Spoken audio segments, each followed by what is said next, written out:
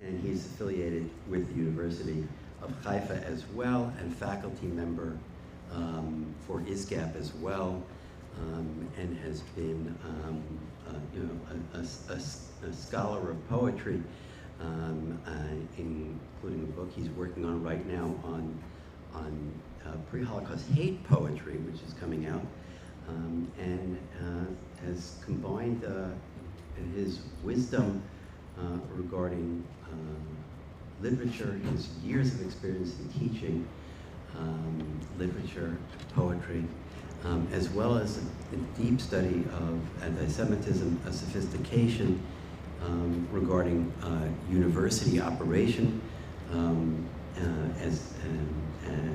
which he has for decades working on trying to help make universities better through various positions that he's held. So we are very, very honored to have him with us at ISGAP and with us here today to talk about universities today. Thank you. Thanks, Larry. One of my personal benefits from ISGAP is a friendship with Larry, which didn't exist before ISGAP gave it to me. I know what you're all thinking right now. What is going on? He's back again. Well, I can't explain it any more than you can. I just take orders and put one foot in front of the other. My announced topic for this was, can we save the university from anti-Semitism? I might just as well have said, can we save the university from itself? The two, to say the least, are combined, because the university's serious, long-running problems are products mostly of its own failures, its internal failures and excesses. There's some folks out there who have a bit of blame to share, but whatever has been done to the university has always made it worse. Although anti-Semitism is a worldwide phenomenon, the university as an institution has relative autonomy in democracy. Relative autonomy, a concept that Louis Althusser helped really develop before he decided to murder his wife and get occupied in legal matters. And relative autonomy includes universities in Israel. It certainly did not include universities in Gaza, which had no autonomy at all, if they could be called universities. It doesn't include universities in Egypt, which don't have relative autonomy, or in much of the rest of the Arab world. But in the West, England, Germany, etc., and Israel, universities have a partial separation from their societies and from their governments, but also a tremendous amount of entanglement. How much entanglement U.S. universities will have going forward, only God and Trump really know. I'm not sure that the latter has full knowledge either. So that the whole sense of university autonomy is now very much in question, and of course, particularly because of the cases of Columbia and Harvard. And I'll be talking about both of them, because my guess is that you don't know altogether exactly what happened. Although I've noticed that there are one or two smart people out here who might have figured it out. But for the most part, observers of the American scene don't actually know what has happened with these institutions. And of course, top of the list, once again, would be the orange man who doesn't always know things. In practice, universities have not had the courage, the vision, the resolve, the commitment, the comprehension, or the integrity to deal with their anti-Semitism problem. The U.S. is not alone in requiring national government intervention if we are to combat anti-Semitism on campus. I've spent years in this work, and in the last couple of years I've decided that there is no hope unless national governments intervene. That would include this national government in Britain, not just the national government in the US, and certainly the national government in Canada. And that is a perilous condition. Not all good will come of that intervention. It is in the world that I live, the worst case of beware what you ask for. And we're seeing some of that now.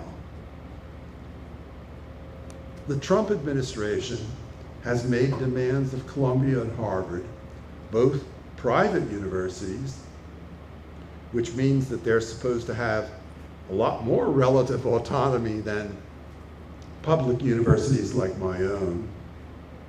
But of course, as all of us know, there are private universities receiving vast amounts of federal funds. And I think that complying with federal regulations is one of the expectations, as has been said repeatedly in recent months, that can be made of someone receiving a pot of money. Institutions like Harvard and Columbia emptied the pot of gold at the end of the rainbow, and then it was filled up again for them. You cannot assume that you are God-like entities if you're compromised in that way. However, what has been so, well, I would say exhausting about the demand letters that the Trump administration produced for both Columbia and Harvard is that they included what I regard as 100% reasonable and appropriate demands with other demands that amounted to really quite substantial assaults on universities' academic integrity and autonomy. They're just a swirling mess of philosophically contradictory stands to take. And the universities, both of them, have done an impeccable job of failing to sort out the acceptable from the unacceptable. I don't see how either Columbia or Harvard could have done a better job at confusing matters than both of them did.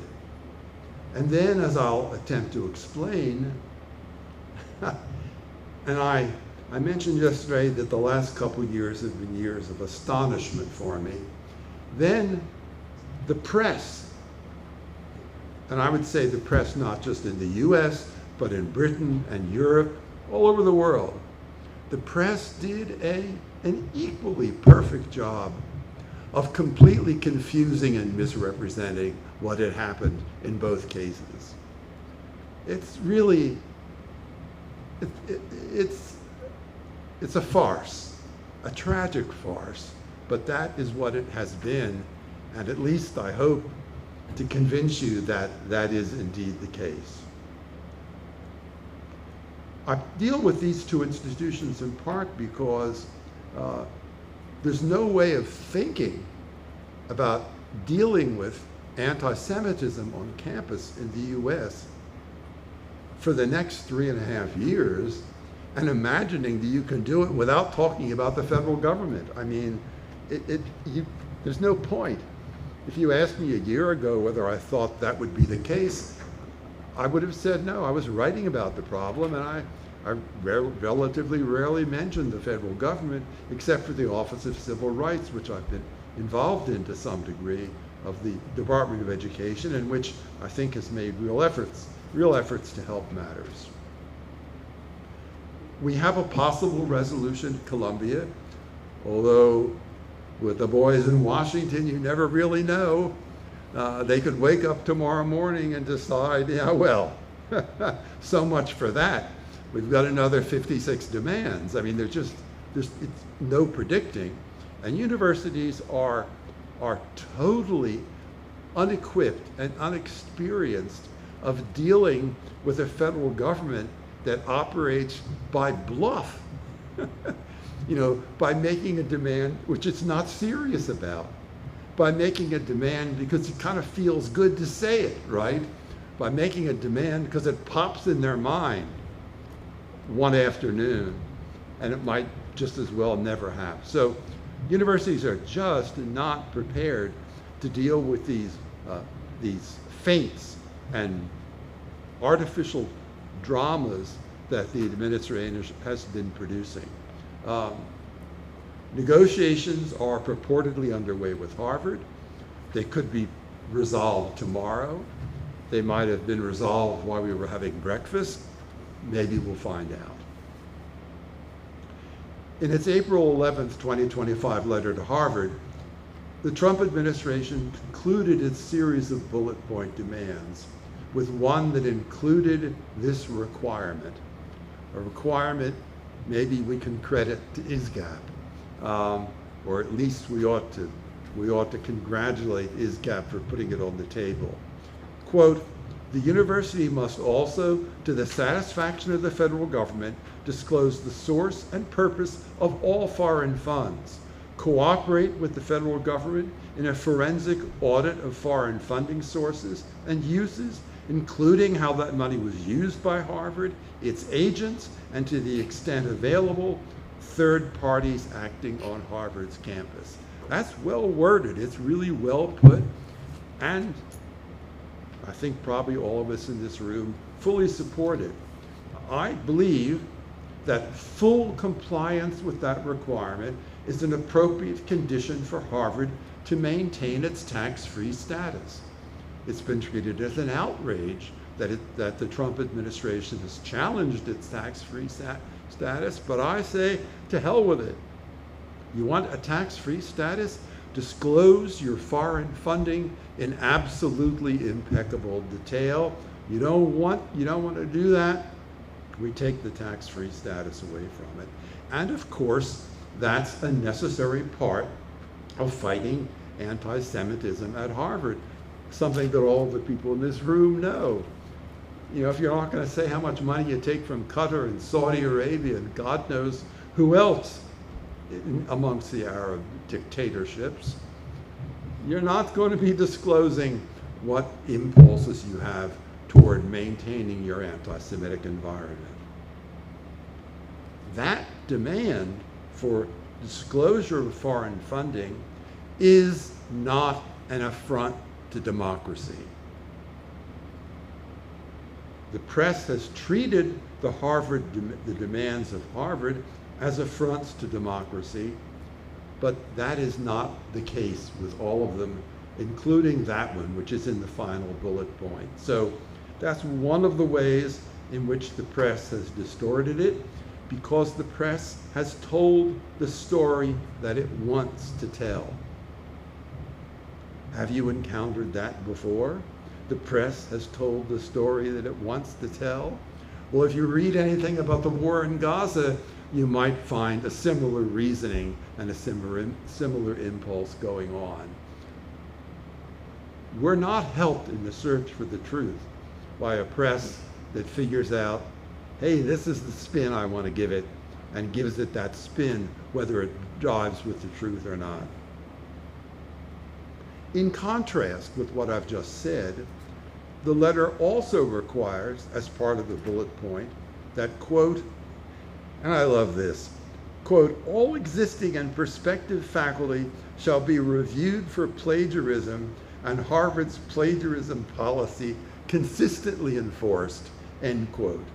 Now, this is obviously a slap in the face based on the fact that Harvard's former president, Claudine Gay, was found to have uncredited and undocumented passages from others in what, from my perspective, I must say, was a rather limited scholarly output. The logic being, hell, if even your president is a fraud, God knows what the rest of your potentially disreputable Harvard faculty have done. I mean, geez, we better look closely at all these boys or girls. I mean, the prospect doesn't look good. So, how would you work that out? Other than Harvard asking its faculty simply to disclose instances of plagiarism in their work, about the only way Harvard could have answered that demand would be to compare thousands of faculty publications to a vast database of millions of publications and dissertations, really going back many centuries. I mean, you know, Who knows? They might have stolen from St. Thomas Aquinas and not acknowledged it.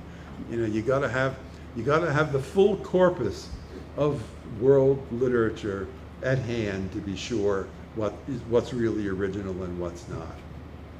It would be like a vast fishing expedition in teeming prehistoric seas, and much of it would have nothing whatsoever to do with anti-Semitism. That's not what the demand is based on. It's based on humiliating the institution. In the end, I'm willing to predict it won't be taken seriously. I think it was just a bluff. Maybe I'll be wrong. It would be a huge AI project with AI presumably issuing the plagiarism accusations by machine designation.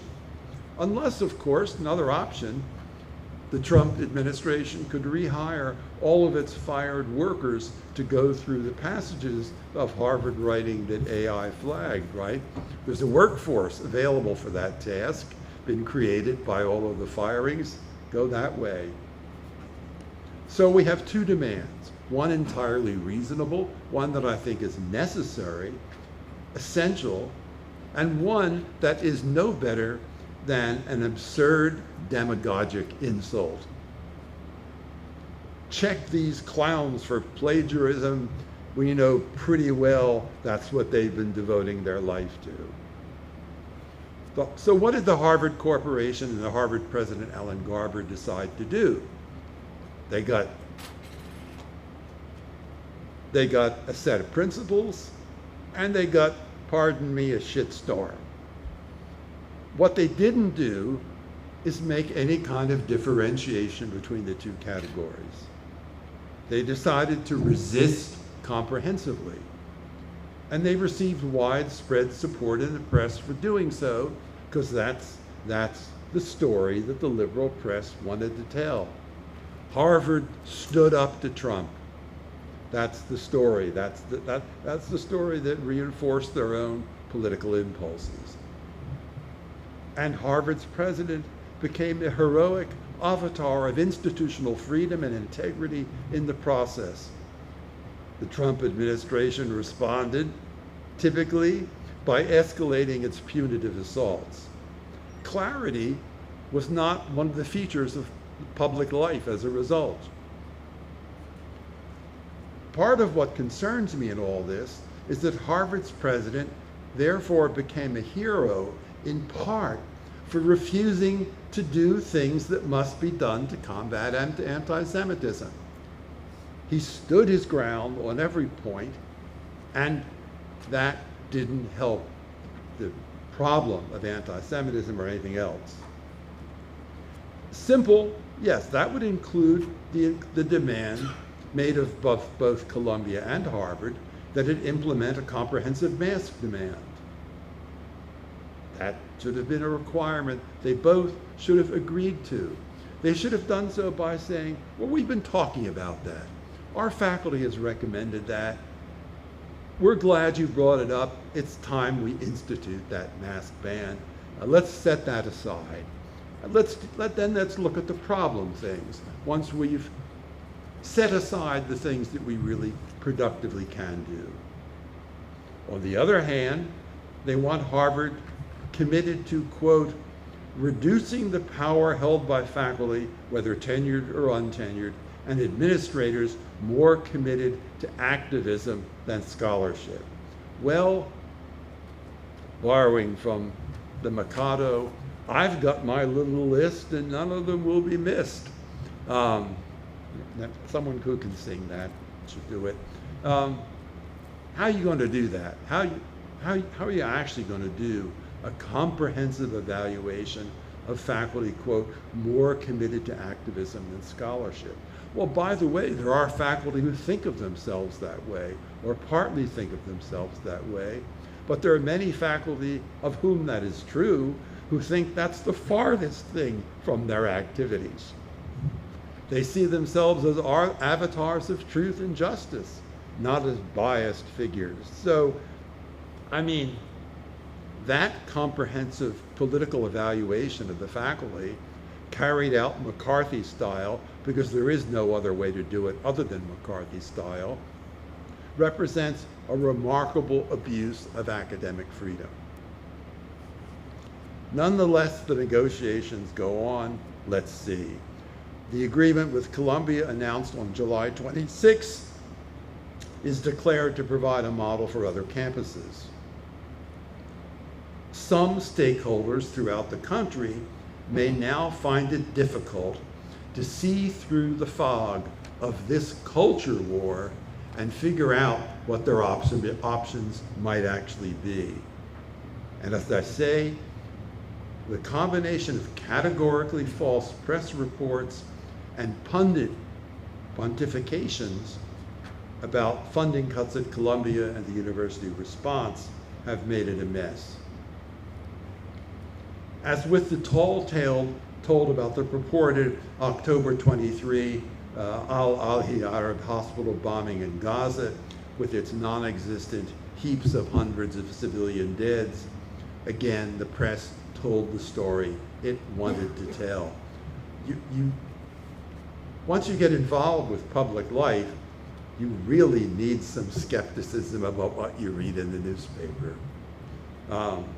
I learned that during the Vietnam War, so I have 60 years of experience of that response.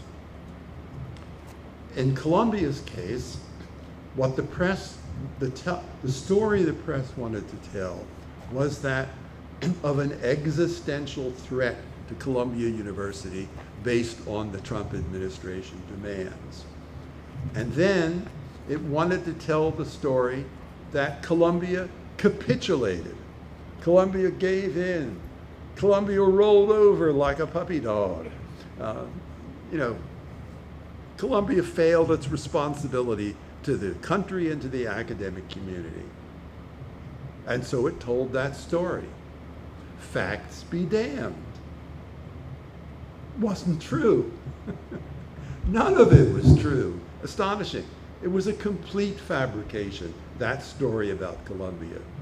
Now, there were some accurate social media posts, including an Instagram analysis from Columbia community members, one on X from lawfare attorney Gerald Fillety.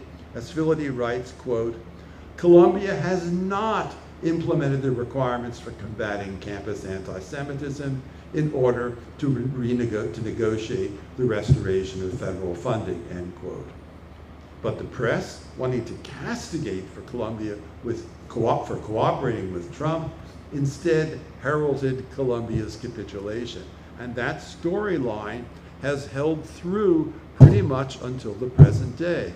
In the agreement that they were talking about the March response with Columbia, but they've maintained pretty much that stance, not entirely, but mostly that stance up through the July agreement with the Trump administration.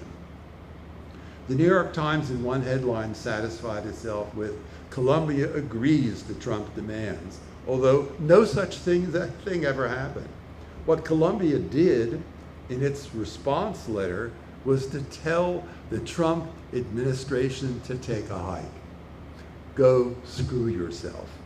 They took every demand and responded to it either by denying it completely or by so minimally responding to it that basically it was, take a hike as a response. Some series of newspapers, I won't even list them, Columbia caves to demands. Some, just like the New York Sun, said Columbia submits, or Columbia folds. Some press representatives were deploring this fact, while others were supporting it, celebrating it. But the same pattern, the same headlines, the same logic prevailed no matter which political position they took.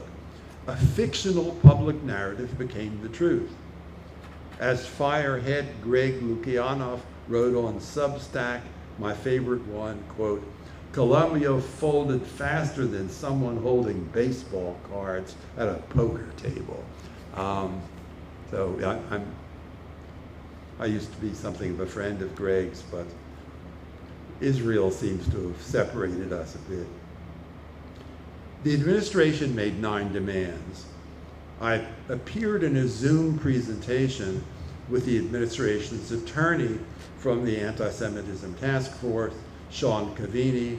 I said 5 of the demands were entirely reasonable. Of the 9, 5 had just been settled that day, okay? They'd been under consideration from Columbia already.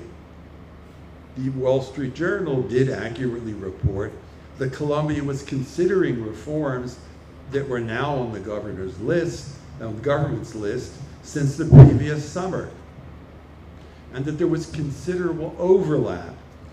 That would have been a helpful route to follow. Thus, the government demanded that Columbia ban masks on campus. In addition to hiding people's identities, masks are designed to intimidate. They're designed to terrorize Jewish students and staff. If you looked at some of the footage, say you looked at the footage from UCLA of people in black Hamas masks and in a black shirt and pants, I'm not trying to echo them at all, please. You would have seen, and they're chanting death to Israel, you would have seen masks being a vehicle for intimidation. They should have been banned. That should have been settled. Columbia didn't respond with a mask ban. When they collapsed in the face of Trump's demand, what did they do?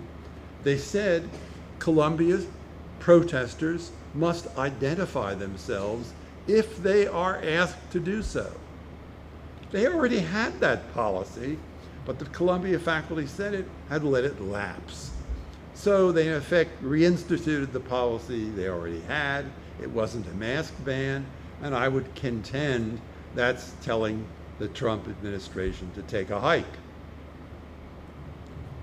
We don't even know if Columbia will do a better job asking people to disclose their identities going forward. The proposal was on the table that if you want to wear a mask, you've got to wear an ID around your neck so that your identity will be visible that way.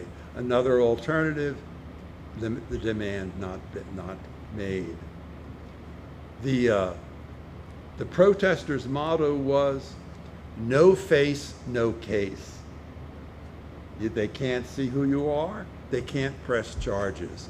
And indeed, videos of people occupying buildings, the 2 buildings at Columbia, the police said, oh, we don't know who the hell they are. They're masked bandits, nothing we can do. So no face, no case works very well. It works throughout the world. Then there were 2 demands, both of which were too vague for Columbia to respond to. That includes the demand to reform Columbia's admissions policy. Well, they didn't say, the Trump administration didn't say how they wanted it reformed. So, we will now ask people to bring small gifts to their admissions interview. For those interviewing them, we will reform our policy in that way. There was no specifics. So what I said in that video thing that I did with the Trump administration attorney, I said, look, why could you demand that they respond to 2 requirements when they don't know what the hell you want? And so he said, yeah, it's true, those are pretty vague, so we're going to have to renegotiate and clarify those. So 5 good ones, 2 empty ones, that should have taken 7 off the table. We're left with 2.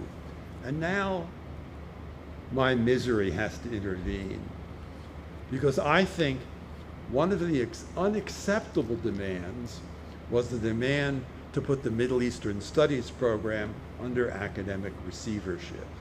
As I said yesterday, should it be under academic receivership? Yes. And I said yesterday, rather than receivership, I was happy to have Columbia drive cement trucks up to their offices and just pour in a few hundred tons of wet cement and settle the Maces program that way. Let the faculty leave, but fill up the offices. So I have no doubt whatsoever that the Maces program is violating Title VI. I think it's in violation of the civil rights law. But that is, I think, different from a mask ban. A mask ban is a matter of public safety and can be resolved and negotiated with the government. And there are other demands in this list that are matters of public policy, not matters of academic integrity and academic separation.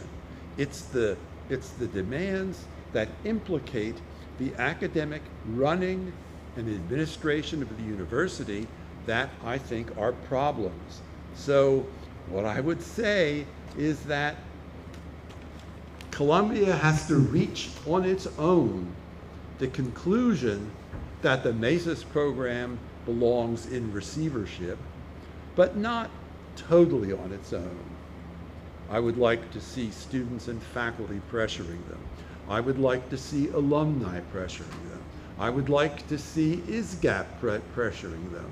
I would like to see their feet held to the fire by public discourse and debate in the United States and elsewhere throughout the world, that program and others like it, those relentlessly academic departments, be mothballed until they can conduct themselves in an appropriate manner, but not by government intervention. So that's why I say my position is, for me, a painful one, because I want to preserve academic freedom while also insisting on academic integrity. And it would be easy to instead say, just let the government do everything. But at that point, the university loses its relative autonomy that I described at the opening of the paper. And I want the campus to retain that relative autonomy and its integrity. It should also be collective. Universities should be looking at one another and talking about their practices. Academic programs throughout a campus should be looking at one another and engaged with commenting on their practices. We have let departments operate like independent silos. So the chemistry department may well think that Maces is basically a pile of crap. I know on my own campus that there are STEM programs that think we have humanities programs that are absolute jokes. They don't think they're serious intellectual enterprises. They think that they're clown shows, but they don't do anything about it, because what they think is, all right, that stuff's going on, it's across campus, we'll keep our own house, our chemistry department, our physics department in order, and we'll let the rest of it go to hell. And I don't think that works any longer. It won't work, and it won't help solve the anti-Semitism problem. Writing in the New Yorker on April 15, 2025, longtime contributor Janine Suk Gerson, herself actually a recent convert to Judaism, concludes that the real point of the administration's moves is not to combat anti-Semitism, racism, or sexism, or even to promote free inquiry and the diversity of political viewpoints, all of which universities should be doing. The goal is rather to bring the university as a representative of major institutions of civil society to its needs. In other words, the Trump administration is using accusations of anti-Semitism simply as a cudgel to break higher education as we know it, ending its freedom of self-governance. So she goes on, the government's letter to Harvard made it clear that it would effectively put the whole university in receivership. So the problem is the Trump administration, because it's not just Trump. I mean, he couldn't write those letters if, if Melania pleaded with him to do so. I mean, he doesn't know what those letters are about in any detail, but there are some smart people on the task force. So they're doing both things. They're addressing anti-Semitism and they're carpet bombing the whole institution. That's why it's messy. But they are doing both. And that's why it's messy for us. The national AAUP, always wrong, now, of course, shares the position that the only thing the Trump administration is trying to do is to destroy higher education. They don't think the Trump administration is doing anything regarding anti-Semitism, but again, unfortunately, they're doing both. All of that said, and I did say that this was a farce, and a tragic farce. Because of those two elements mixed together, that's why it is a tragic farce. Nonetheless, the finalized July agreement with Columbia does have some potential to improve the climate for Jews. As I said before, it includes formal adoption of the IRA definition. The March agreement, March proposal that Columbia offered did not include the IRA definition as an option, so now it is. It includes a promise to add anti-Semitism training as part of campus education and orientation, also important. It didn't include that in March, now it does. There's a new willingness, maybe, to actually discipline at least the people who take over buildings and destroy them. Hundreds of thousands of dollars to damage to a building.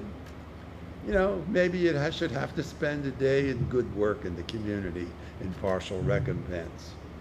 We don't know whether Columbia will use IRA intelligently or clumsily. I'm not holding my breath. We don't know if they'll use it at all. Not all campuses do. We don't know how serious, comprehensive, and effective its anti-Semitism training will do. That is all in an unseeable future. A day before, again, this story is really wonderful.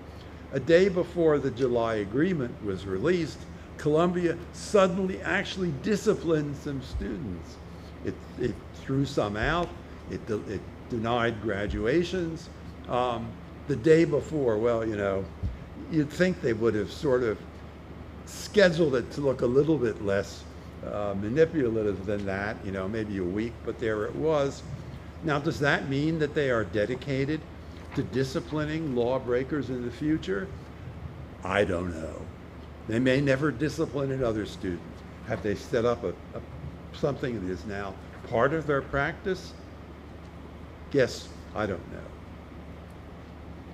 I'm troubled by the coercive character of the process at Columbia and Harvard.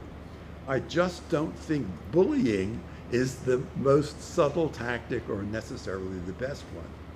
Columbia's $200 million fine was set without the court procedures that would have weighed evidence, made it eligible for appeal, and negated its extortionist character. The courts seem a little less extortionist than the Trump administration. On the other hand, I make an exception for the $21 million given to a fund to resolve civil rights cases filed by Columbia employees with the Equal Employment Opportunity Commission. Now, complaints to the EEOC are often solved by negotiation, and you often end up with those complaints, which are negotiation, with a financial penalty. So I'm okay with the 21 million. I'm troubled by the 200 million. Don't look for it much of a distinction in the press. The resolution, the Columbia resolution, does nothing to resolve the large component of right-wing determination to burn universities to the ground. Last year, the Republican-controlled Higher Education Committee in the House of Representatives issued 2 reports that were actually pretty good. I wasn't predicting that, but they were actually pretty good. And they did a wonderful thing that the faculty reports issued across the country couldn't do. They used their subpoena power to find out what administrators were actually saying to one another about anti-Semitism on campus. Then, if you read the last section of the second report from the Republican staff in the House of Representatives, it basically says, burn the place to the ground, right? It has quite a few good suggestions, and then it says, throw out the baby with the bathwater. The whole thing is corrupt from top to bottom. So once again, you know, and I've actually had some contact with the Republican House Committee, and, you know, I was interviewed at length by one of its attorneys, and had to kind of think about what that person was saying to me, grin and bear it, try to give them information, try to help them to reach a rational conclusion, but, you know, nothing that can be guaranteed.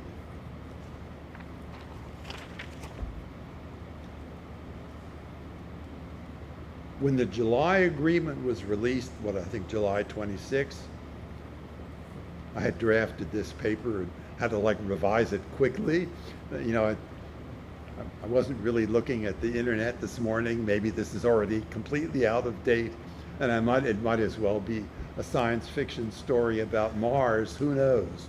But in any case, I took some note of the fact in July that the MESAS chair, this is MESAS at Columbia, the Middle East program chair, Gil Hochberg, not one of my heroes in higher education, a career anti-Zionist. She's had a leading role early on in defining the Palestine exception thesis. The Academy honors academic freedom, except with an exception for Palestine. No freedom there, ... She has, I mean, public relations. She proudly announced that going forward, MESAS would in fact operate with pretty much complete freedom. They have not invaded our program. They're not seeking to control our program. In the agreement, we retain all of the autonomy we had before. Well, that wasn't what Trump administration said it was aiming to do, and it wasn't what people were expecting, and it hardly complies with the reams and reams of newspapers that said the MESAS program is now under receivership. All that the Columbia did, and this seems to me the ultimate go take a hike element of it, because the MESAS program is the worst problem that was addressed at Columbia. Columbia appointed an administrator to review all the area studies programs and offer any conclusions or suggestions. So I'm willing to predict by next year you will see MESAS conduct an annual dinner, and in addition to the embossed Hamas napkins served on the dinner table, there will be Israeli embossed napkins served at the dinner table for their annual celebration. It's going to be a balanced program. In other words, if there's anything more than cosmetic changes as a result of this, quote, receivership, I'll offer you my firstborn son. I don't have one, so it's not a great offer, but, you know, I'm still willing to put it on the table. I'm just not expecting a damn thing will come of that, quote, receivership that was claimed in the press and was never anything more than a lie. Okay, now, the ultimate absurdity in this tragic farce. And I really want to emphasize this point because I believe it's true. The press misrepresentation of what happened at Columbia is what made the July agreement possible. Why? Because Donald J. likes a public relations victory. He wants a press headline. He got his press headlines. He got them in March. Columbia folds, Columbia collapses, Columbia flees with its tail between its legs. You know, come out with as many varieties as you want. He was triumphant. Trump struck hard at the Ivy League, and Trump brought the Ivy League down. He got his victory. And so in the end, once he has his victory, why demand that Mesa's actually been receivership? He's got the newspaper headline. That's all he wanted, and so he got it. And so, I mean, you could stay awake at night thinking about this stuff. The press lies, because I think it's more than just a little bit of a misrepresentation. It's just a lie. And the press lies from here to Timbuktu, all in concert. The Canadian press, the British press, all said the same stuff. Columbia folds. And Trump, you know, marches into the White House from his most recent visit to McDonald's, triumphant, Big Macs in hand, and has a victory. And so that meant Columbia could get an agreement. And in the end, Columbia could get an agreement that doesn't do the things, most of the things the administration initially demanded, and the administration settled for them. There might have been some people on that committee, the Anti-Semitism Task Force, who knew that quite well, that Columbia had not folded or conceded. And at least I'm willing to speculate that the fact that Columbia, in fact, did not fold is what partly made the approach to Harvard that much more angry and hostile. They got a bad result from Columbia. They never told it publicly, but they understood it, and they decided Harvard was going to be really held to account. Well, we'll see. If Harvard can get some, Harvard finally folds. After showing courageous resistance for months, in the end, Harvard scuttled away like the worst hound dog howling, and the Trump administration prevailed. You know, then Harvard will be required to have mixed napkins at its alumni festival as well.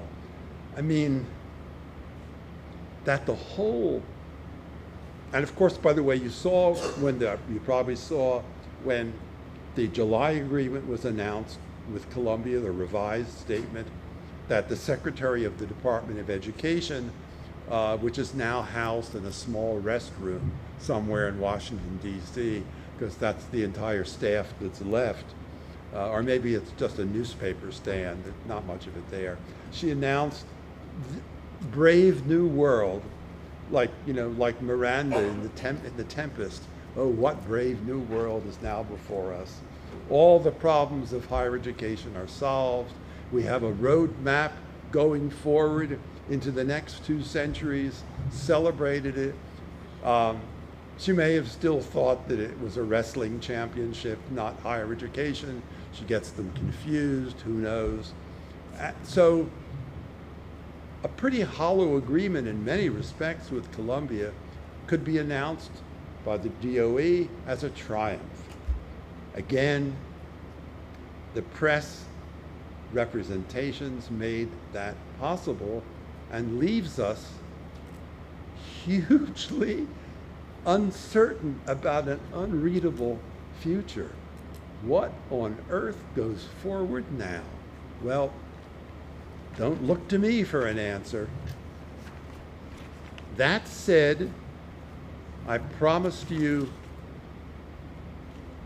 some suggestions going forward.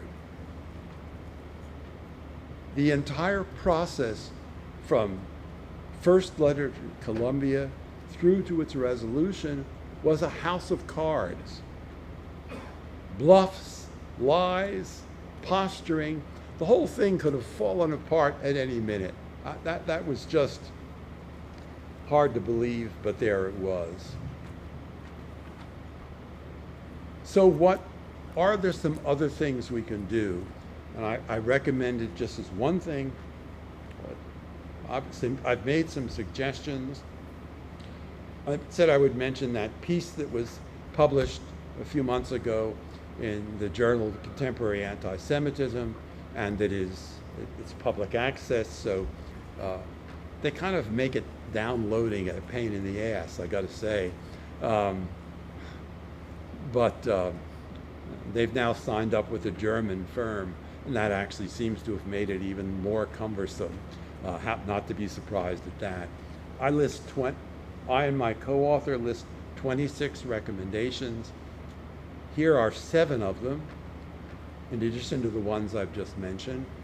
They're discussed more thoroughly in the essay, but 7. 1, expressly prohibit department or administrative units from making controversial political statements. Prohibited. Black letter law on campus. Prohibited.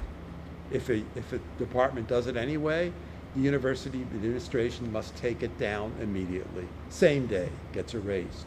2, renew your institution's unequivocal anti-boycott policies. Strengthen them, make that statement stronger.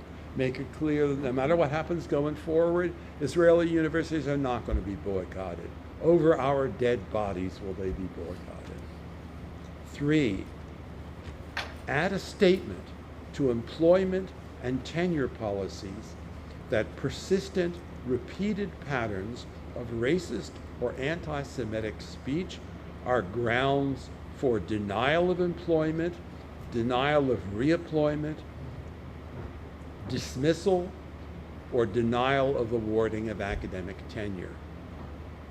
Again, black letter law, put it out there. 4, student groups declare this. Student groups may reject members who do not support their defined mission, but may not reject membership based on their race, color, religion, ethnicity, national origin, shared ancestry, or on the basis of political beliefs irrelevant to the group mission. You want to join the campus chapter on reproductive rights, and they say, no Zionists not welcome here. That group gets defunded by the university. Simple. You make that a campus rule. There's too much of that happening, put it as a rule and enforcement. 5, all religious group facilities on campus should have their physical security guaranteed by campus personnel, by security officers. Too many campuses have said that your religious facility must pay for its own security. If it's on campus, the security should be paid for by the university. That's a rule. Next, and this is kind of interesting because it ain't true now. Courses on Jewish history, culture, and identity, along with courses on the history and current status of anti-Semitism, should be part of the permanent curriculum. Just like Introduction to Rhetoric, just like Calculus 101, Jewish culture and history, the history of anti-Semitism, the current status of anti-Semitism, permanent parts of the curriculum. Some of you folks might be able to teach those courses. That's kind of what you're here for. And if I make it as part of the permanent curriculum, you'll have a shot at teaching it. Anti-Semitism isn't part of the permanent curriculum on my own campus. There used to be a faculty member who taught a course on the history of anti-Semitism. I know many students who took that course, and they always said to me the same thing.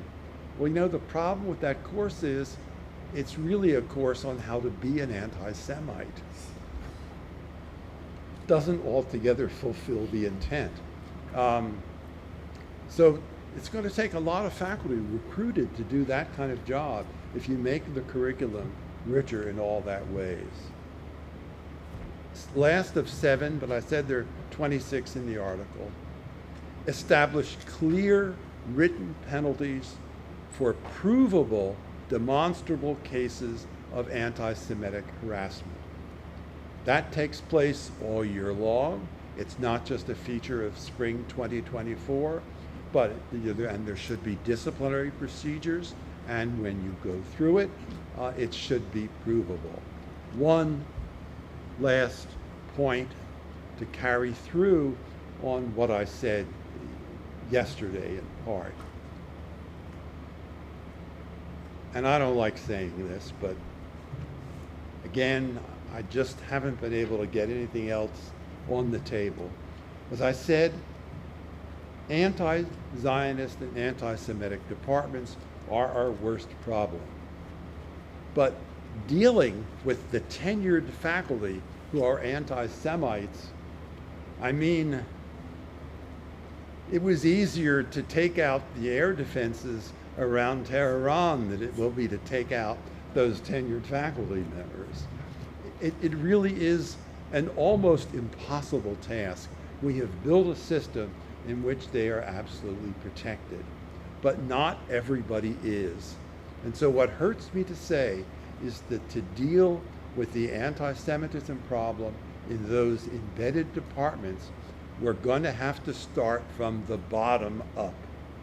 We're going to have to deal with the most vulnerable employees and work our way up to sanctions for the tenured faculty. And I do believe in sanctions for the tenured faculty, but if we try to start with that, I don't think we're going to get it. But a contingent faculty member who is teaching from an anti-Semitic or anti-Zionist perspective, worst of all, one who does it persistently in a course that has nothing whatsoever to do with Israel or Jews, you have a hearing. If you prove that, you terminate them. They are disposable. And I would say the same thing for the group that is even more corrupt, more politically corrupt, which is teaching assistants who have full responsibilities for courses. Universities need a black letter law principle that the corruption of your course by unwarranted political advocacies is a dismissible offense. We need to make that clear for teaching assistants. And we need to be willing to eliminate them if there can be shown with a fair hearing that that has taken place, not a hearing conducted by members of their own departments. They can be there, but if they're fully in charge, it's a waste of time. Joseph Mossad at Columbia is not going to say fire teaching assistants who say Israel is an evil entity, right? I think that's the only thing I know of that can be a starting point for dealing with the anti-Zionist programs. Okay. Thank you so much, Cary. Take some questions.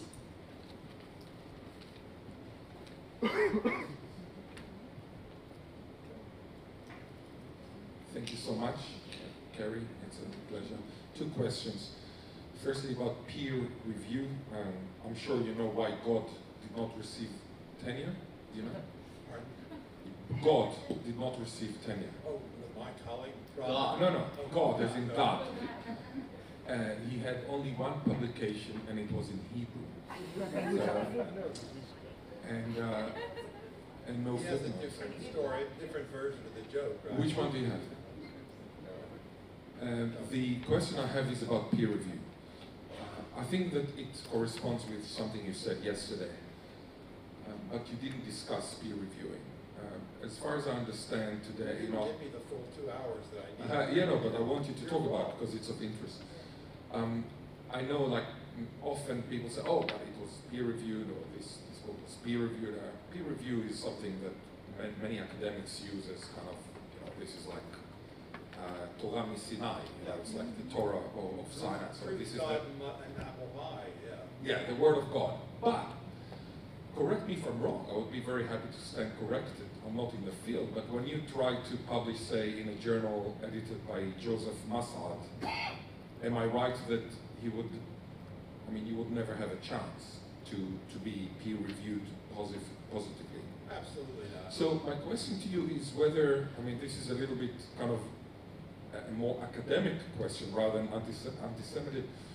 I mean, are we talking about, I mean, is in this post-truth era, somebody mentioned it yesterday, is the entire kind of peer-reviewing academic fallacy, I mean, it's becoming a completely fallacious environment? That's my first question. So peer review, I mean, should we care about whether it was peer-reviewed or not? That's the first thing. The second thing, I'm very interested in what you said, like all the recommendations, and I would love to, if you have a reference to it, I would love to have a look at it, to read it. What about invisible anti-Semitism? There is so much invisible or microaggression as microaggressive. So, for example, I can give you thousands of examples of people who were denounced for something spurious just because they were Jewish or they were Israeli, but I mean, of course, the faculty, whatever dean, I mean, they looked at the actual facts. I mean, you know, so what I'm trying to say is that the camouflaged, invisible, I guess many African Americans know what I'm talking about. This is kind of much more devastating sometimes than a swastika on the wall or something like that. So what about how to deal with that? That's kind of very hard. Yeah. I mean, I have written about both of those things, and I've written about how Corrupted peer review is. It bothers me less in the case of tenure. No, I'm sorry. It bothers me less in the case of submissions to academic journals, in part because I just don't assume that something published by Harvard University Press or in an academic journal is necessarily any good. I mean, I've said for 50 years that the only way to determine whether a publication is of quality or not is not to look at the brand, but to read the damn thing and think about it, right? Sorry, no one wants to be bothered by reading it, but that is the only way to move forward.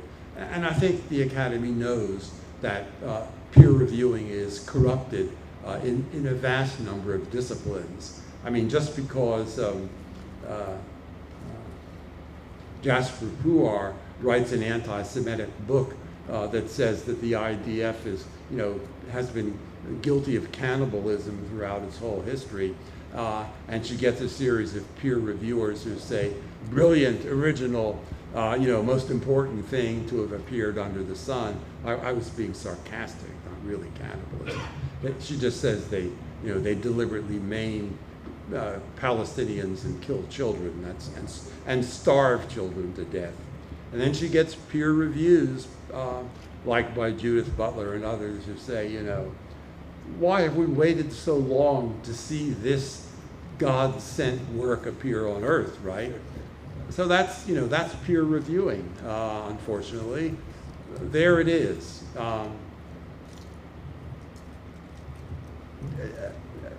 Dare I offer a moment of honesty? Well, what the hell? I'm a little giddy at this point. So I've been doing this for a while, and since quite a while ago, I have often submitted manuscripts, and the publisher will say, hey, it's you. Forget peer review, let's just put it in print. And I liked that. I didn't feel, oh my God, can I really count on this being any good? My friends read it, they give me a tough time. By the time that process concludes, I don't need some ass coming on board and getting it all wrong. So if I went through my list of publications, I mean, a lot of them were peer reviewed because I was young when I started out, Sent my first publication off at age 22, I think. But I haven't always had to suffer through that since then. And also you can end up with some again, farcical peer reviews. Marxism and the Interpretation of Culture, which sold over 40,000 copies, had 2 peer reviews. It was a book that tried to combine Marxist humanism with post-structuralist Marxism. I said I'm a post-structuralist. That was one of my interests vis-a-vis Stuart Hall. One reviewer said, we had both kinds of essays in there, and we put them in juxtaposition and in dialogue with one another. We had 2 peer reviewers. One of them said, for God's sake, get rid of the Marxist humanist crap and publish the post-structuralist essay. And the other reviewer said, get rid of the post-structuralist crap and publish the Marxist humanist essay. The press kind of understood that this book would make some money, and they said, well, let's just publish the sucker and forget about it. The standard response would have been, let's send it to a 3rd reviewer so we can find out what the truth really is. Well, you know, toss your coin and get the 3rd reviewer. It's not going to tell you what the truth was anymore. So I have benefited from the lack of peer review quite a bit. And as I say, it doesn't keep me awake at night. I don't know really how to fix the system as a whole.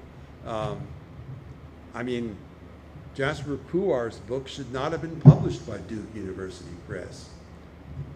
The press actually received a lot of complaints.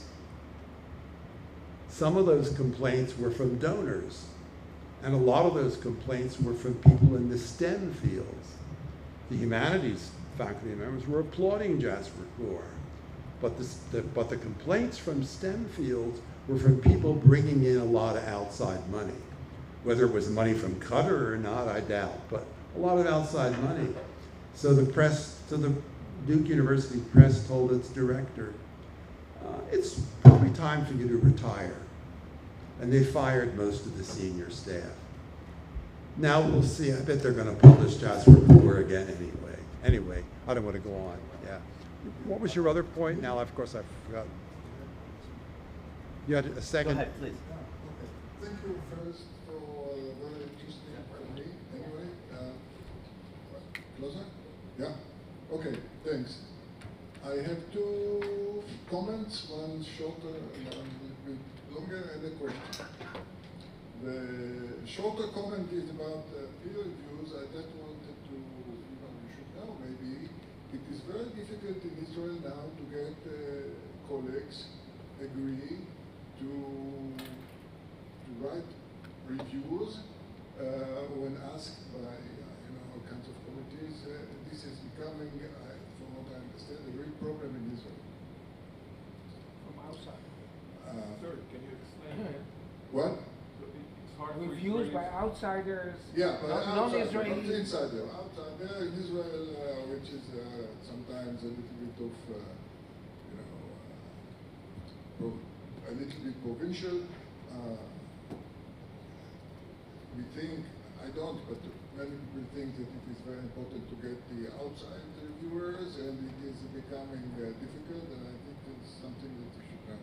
Well, there are many stories that have been told about, and I read some of those in the book Israel Denial, about the huge difficulty that Israeli universities have in getting American and Canadian reviewers to review university tenure cases, manuscripts, and so forth. That's part of what's called the gray boycott, the unannounced academic boycott. Okay, now the second comment, which is a bit longer, is that we, all of us here, when we say we, I mean we Israelis and also the non-Israelis, we are on the same boat most of the time. But on this particular point, of what you're discussing, I think we part ways. To make a long story short, we don't face a problem of anti-Semitism in Israeli universities. There are some strongholds here and there of people that call themselves critics or critical, and whom I would often qualify as post, anti-Zionist, almost on on the verge of anti-Semitism, but not really. But they are a minority. There are a few Israeli faculty members. There are few. Most of them, most of us are not there. But the problem that we face now. Shalub Kevorkian, Nadira Shalub Kevorkian at Hebrew University kind of seems to me to cross over the line. On the faculty of the Hebrew University, and she's well, this is a special case in many ways. But she's an exception. And well, trust me, most of the people in Israel, most of the faculty of all universities are not there. Yeah, I think you're right about that. Yeah, okay. But we face actually an opposite problem. Freedom of academic freedom in Israel is now threatened by our government, and the best assets we have here is the total incompetence of our government. So, on this case, I think the threat is also not so big, but it exists, and our universities face it and try to cope with it in some way or another. So, the problem is that I don't know how we can help you in your struggle against anti-Semitism on campus at the university. I've always felt it's our problem. We need to deal with it. You and how can help us in our struggle. But I think we should all be aware of the discrepancies and the differences and of the dangers on both sides. Okay. There's always been an impulse from right-wing forces in Israel to compromise academic freedom and free speech of academics. The country has been able to resist it for the most part. The politicians make noise, and so academic freedom holds. I think we're now maybe a little worried about whether that tradition will survive intact. Since October 7th, and since the last election, it has become more serious than before, my feeling. Anyway, okay. Now, I also have a question. You spoke about universities in general. Do you make differences? Are there any differences between different disciplines and departments? Because before, I think, well, I know very little or relatively little about the American academic world, but I think that in the exact sciences, what is called exact sciences, except for mathematics, perhaps, it was less serious than in other disciplines.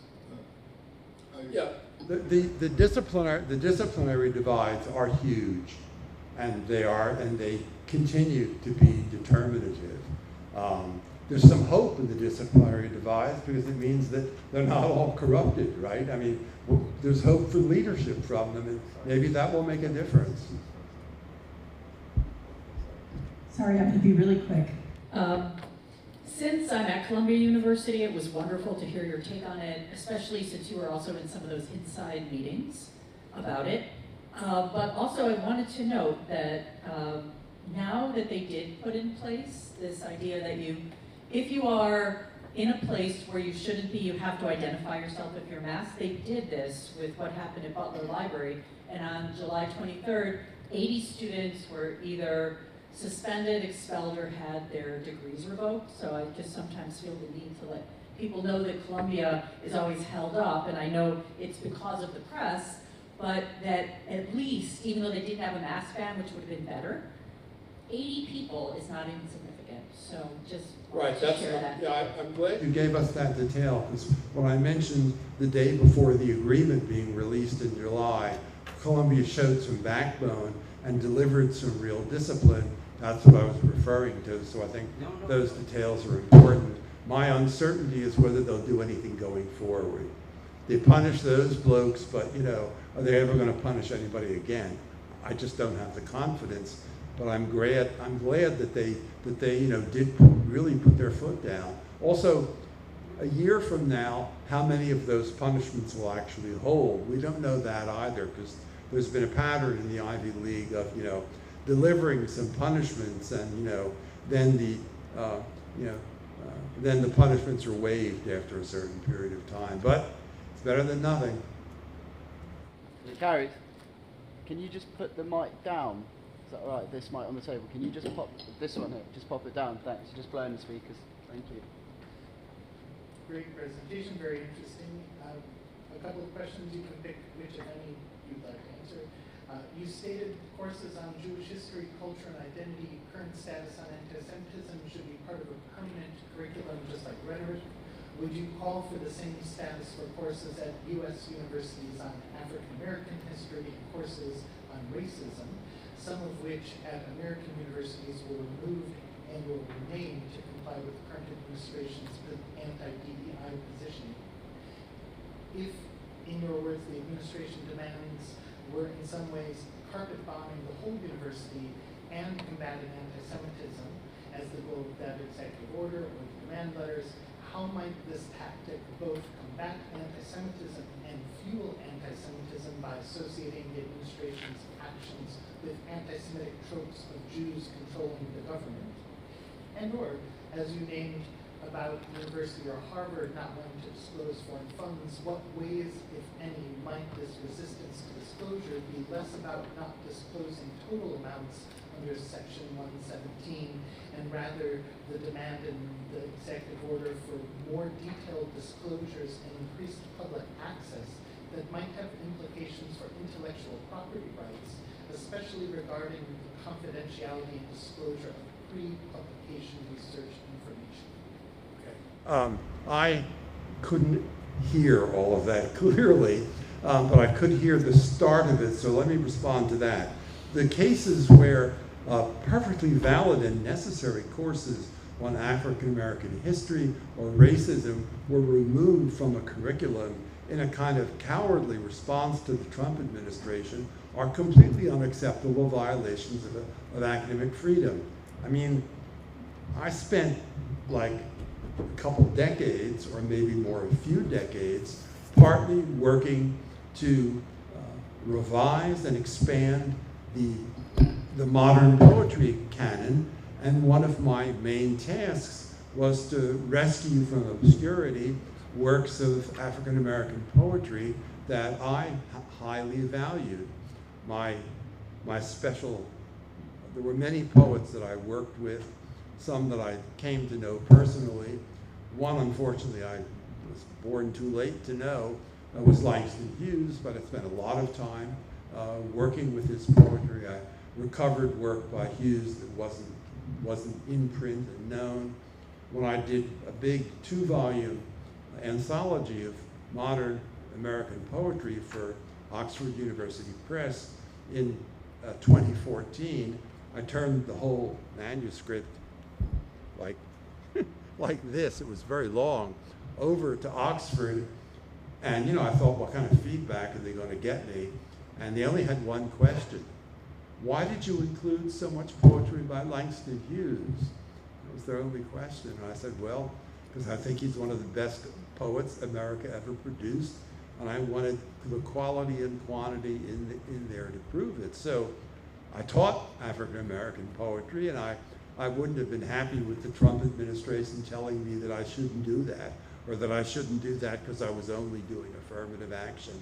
I maintained a ruthless standard of quality in the poems that I anthologized or the poems that I taught. And that didn't matter the race or ethnicity of the person who wrote them. It didn't matter the subject matter. When I taught Holocaust poetry, every semester that I did that, I made it a point to teach what I felt were the very worst Holocaust poems I could find, because I felt the standard for Holocaust poetry had to be extremely high. To do a poem, to write a poem that really embodied the reality of that horror, had to be something beyond ordinary experience. There are thousands of Holocaust poems that are bad. I held every semester, and this is weird, I held a contest in class for the worst Holocaust poem you've read. And the students got into that. So I think, you know, there are a lot of courses that have these subject areas that have tremendously high standards, and it's a despicable administration practice to think that they're being taught for corrupt reasons. So I stand against that completely, and I apologize that I just couldn't hear the more complicated questions that you asked, but I'll be around. You want to talk, we can. Quickly, the first of your 7 recommendations dealt with prohibitions from, I guess, administrators and professionals in departments on their political statements. And during the hearings that were shown in the earlier presentations, the presidents were asked about comments, some of which were pulled from social media. Is there such a thing as personal space for social media, or our chats, chat room discussion, social media, blogs, anything that's in the public sphere that the public can access? Is that considered fair game for them to be prohibited? Sometimes people ask a question about which I have written a great deal. And sometimes they ask a question that represents a personal obsession. So that's one. You want me to use this instead? So that's one. And I'm not, so I'll try to answer it briefly, not really my best skill. The book where I deal with all of that in greatest detail is Hate Speech and Academic Freedom. And to bring up, to relate it to another subject, in 2014, the National AEUP, I was still on board, Committee A, took the position that statements made on social media by faculty members should be absolved from any professional evaluation whatsoever. And I said statements in the public realm on social media were part of a faculty member's professional profile, part of a faculty member's dossier, and had to be available for professional analysis and commentary. I said they could be the basis of denial of a job. I said they could be the basis of tenure denial. Whatever. I lost that battle at the AEUP. There were about 25 of us on Committee A. 2 of us took that stand, one, myself and one other. We lost the battle. The AEUP made that stand still stronger the following year in 2015. I've been fighting it tooth and nail ever since. And it came up most dramatically because I wrote at length about Laura Sheeha, the faculty member from George Washington University, who was the subject of a complaint with the Office of Civil Rights. And in a day that, you know, for me is one of my personal miracles, when it became known in the GWU community that I was taking some serious interest in Laura Sheeha, as sometimes happens with me, someone calls me up and says, I have something for you. I can't really tell you where it comes from, but I have a little gift. And my little gift was a file of Laura Sheeha's Twitter posts. And she took them down and turned them into a personal account, but they hadn't been private. However, whoever and whatever did the work of saving her Twitter account saved 9,776 of her tweets. That is a real file, and it involved a 10-year history of anti-Semitic commentary. It included early on support for Hamas, and then later on, after 10/7, some more support for what Hamas did on 10/7. She was, you know, supportive of Hamas years before that. And so I wrote a very detailed evaluation of her publications, of her tweets, and I sent that article, published it in Fathom, sent that article around to some people I thought ought to read it. And one of them said, you know, her case, a complaint has been submitted to the OCR, and I will make sure that the person in charge of the OCR investigation reads your essay. This January, for me, not a small triumph, because I said this was an obsession, the obsession about social media work by faculty members, and the idea that a personal account is not a private account. A personal account is a public account. And of course, a personal account, you can have followers on Twitter that get all your tweets. Lara had 4,000 followers, small bits compared to, you know, many people on Twitter, but hardly a private account of 4,000 people are getting them. Anyway, in January, the OCR released its report, January 18th, I think that's the date, I could be wrong. Anyway, they released its report, and they said that the George Washington University was formally charged with conducting an investigation about whether Lara Shia's 9,776 tweets, they have them, contributed to a hostile environment for Jewish students, staff, and faculty on campus. I don't know when they'll complete their investigation, but there it was, and I think the research I had done might have had some impact on that, but you know, that's the short answer to your question, because I say I've been dealing with it a lot. So we have one last question and quick answer, because we do not want to be standing between people and their lunch. I'll be brief, thank you. And I'll definitely be reading that article with the 26 recommendations. I'm wondering, based on that and in general what you mentioned, where do you see PhD students' role in all of this? Since where do I see PhD students' role in all of this? Because we can't directly, you know, shape or force any sort of, you know, official policy changes. Well, my simple answer is the advice I've given for lo these many decades is do what I say, not what I do. Because I don't keep my head down. I didn't grow up that way. I can't really rest at night. So I take risks. And some of them are stupid political risks, like, is it really worth it? I'm going to lose this fight.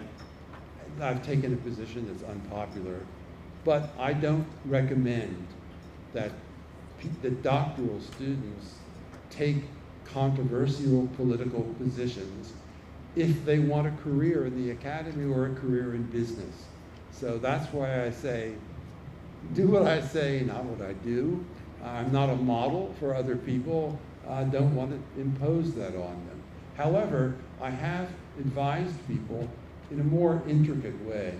And what I've said is, if you want to fight anti-Semitism as a graduate student, take an invisible role in an organization and work in a non-public way in that organization. And there are a lot of organizations where you can do really valuable work without being a public figure, visible and apparent to others. And then at some point, when you have some level of security, make the shift and come out. Now,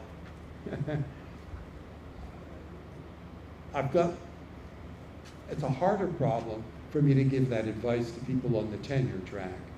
I mean, I didn't do that for 1 minute. I said what I said and I did what I wanted to do.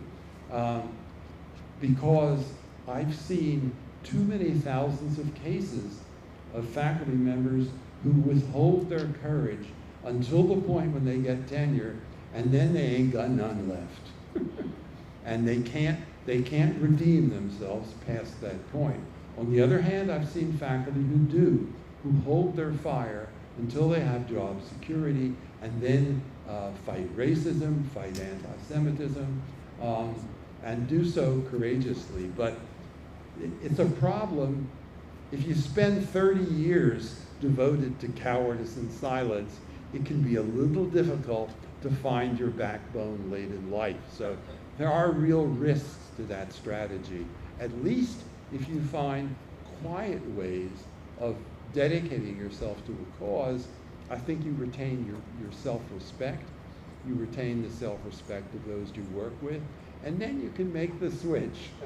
turn on the public face when you have some job security. But you know, the employment realities in academia are beyond difficult at this point, and the cruelty of the hiring process is really quite remarkable. So I can't recommend that you risk everything for a cause, no matter how good the cause. Thank you. Let us thank Cary for not only that was for this book. Now another round of applause.